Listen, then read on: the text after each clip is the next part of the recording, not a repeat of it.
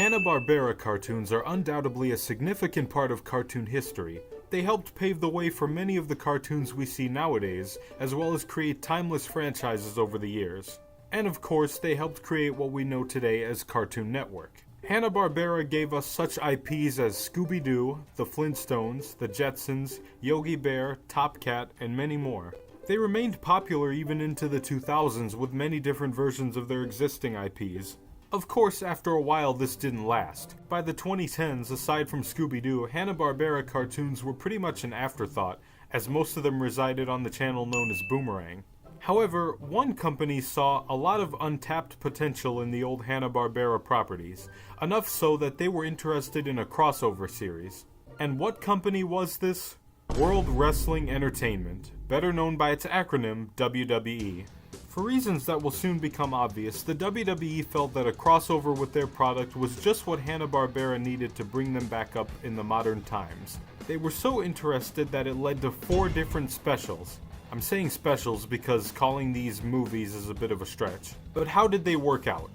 Well, I'm gonna revisit these specials to see what they had to offer. So with that being said, let's jump right into this.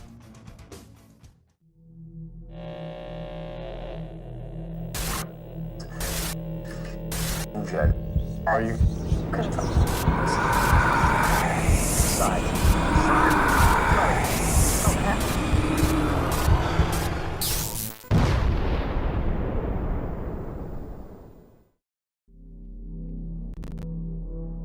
And now for our feature presentation.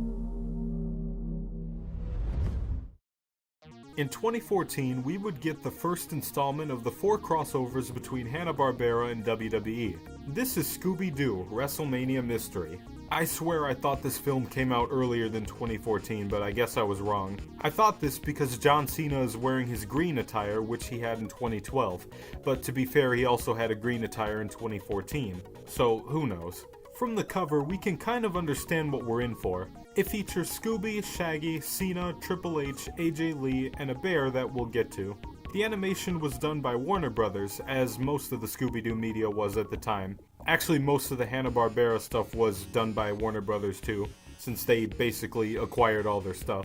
This is the only crossover I can consider a movie to some degree since it has a runtime of 84 minutes.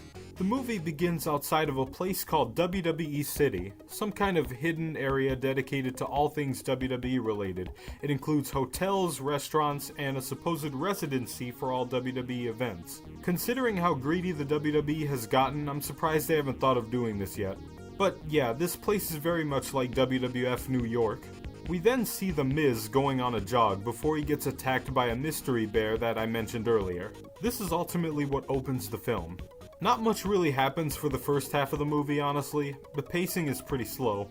What ends up starting the plot is Scooby and Shaggy play a WWE video game, Shaggy dressed as Cena should not have happened, where they win tickets to WrestleMania after completing a bonus level, because that's definitely how that works. Somehow the entire gang gets tickets and they begin their trip to the show.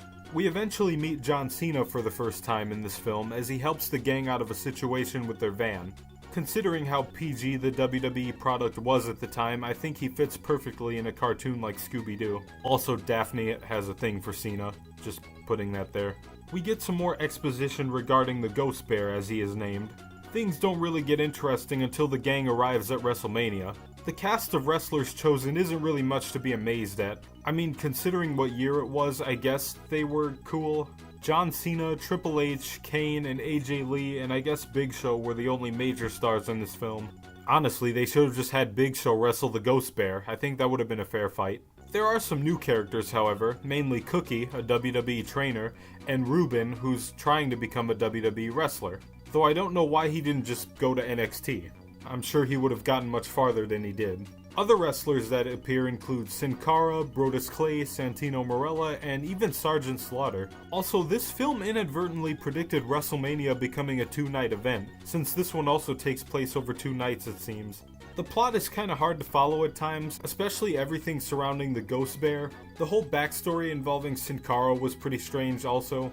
The weird montage where AJ Lee helps Scooby and Shaggy train to be wrestlers was also just kinda there. What ends up happening is Scooby steals the WWE Championship through hypnosis from the video game he played to win the tickets in the first place. But all can be forgiven if Scooby and Shaggy just successfully defeat Kane in the steel cage match. So 2 untrained people get to be in the WrestleMania main event, wrestling for the world title. And yet, it's still not the worst Mania main event I've ever seen. Anyways, the Ghost Bear gets involved with the main event, everyone teams up to take him down, Scooby hits a splash from the top rope, the entire ring collapses, and Scooby and Shaggy win. They also become co-WWE champions afterwards. I just wish we saw Scooby and Shaggy feud over the world title for a bit. Once the Ghost Bear is defeated, they finally unmask him, revealing the bear to be Cookie in a suit. Yep, that one character I mentioned earlier was the twist villain this whole time. Doesn't really make any sense, but what else can you do? And that's pretty much where the film ends. Out of all the crossovers in this video, I personally think this is the strongest one. Even with all of its problems, I still think it's fun to watch as long as you don't take it seriously. I'm pretty sure this film just existed so they could release that figure pack with John Cena and Scooby-Doo. But anyways, let's check out the next crossover. This special has so many Stone references and yet no Steve Austin. Or Rob Van Dam if we're talking about those Stone things. Makes me wonder what an interaction between Shaggy and RVD would be like. Wait, what was I talking about again? Oh yeah, this is the next installment in the timeline. This time, it's the Flintstones' turn for a WWE crossover, and it came in the form of a special called The Flintstones and WWE Stone Age SmackDown, released in 2015. Get ready for a bunch of lame Stone Age puns, cause that's what fills up most of the special. It starts at the Flintstones household, where we discover that Fred and Wilma are going on vacation. Unfortunately for Fred, he finds a way to screw up the plans to get money and time off from work, meaning the vacation plans were off. However, Fred finds another way he can make money for the trip, and that's by organizing fights. Kinda. He starts an organization with a roster of wrestlers, except there's no script to it. The outcomes aren't determined beforehand. It's essentially what Control Your Narrative wanted to be. Unscripted shoot pro wrestling. I'm already dreading the thought of that. The roster consists of mainly WWE wrestlers, of course, except everyone's names are changed to be puns of some type of rocks, and some of them are really bad. John Cena Stone, Marble Henry, the Boulder Twins, Rey Mysterio, Mr. McMagma, and The Undertaker. Yep, no changes to his name at all. There's also CM Punk Rock. Yeah, despite this movie coming out in 2015, a whole year after Punk left the WWE, he still made it into this film. They most likely started making this film before he left. The main conflict with the wrestling matches begins when Barney is scheduled to have a rematch with CM Punk Rock. Everything is set in stone, see what I did there, until Barney backs out of the fight. Early on in the movie, Barney made his stance on the fights clear to Fred, stating that he didn't want to participate. Instead, Fred decides to fight CM Punk in the match himself. I can't imagine an unscripted fight with CM Punk going too well, at least for Punk. But Fred gets absolutely cooked in this fight, which leads to Barney changing his mind and getting involved, which escalates the situation to an all-out brawl. It eventually ends with Barney getting the win over Marble Henry. They did eventually make the money to go on vacation, and that's pretty much where the film ends.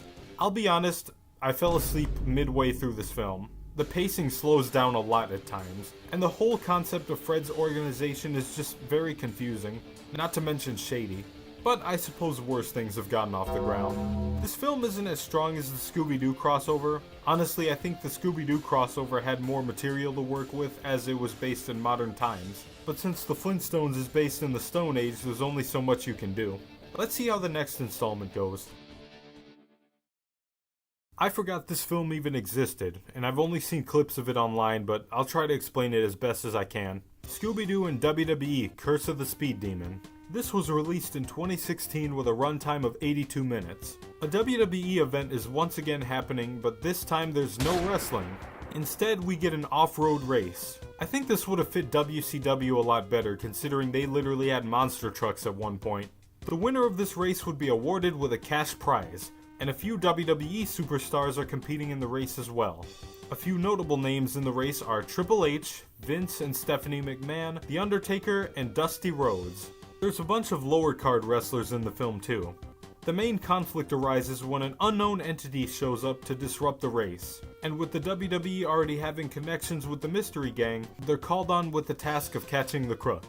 We find out later that the character's name is simply Inferno. He causes a bunch of problems for everyone else in the race until the Mystery Gang takes control of his vehicle, finally putting an end to his chaos.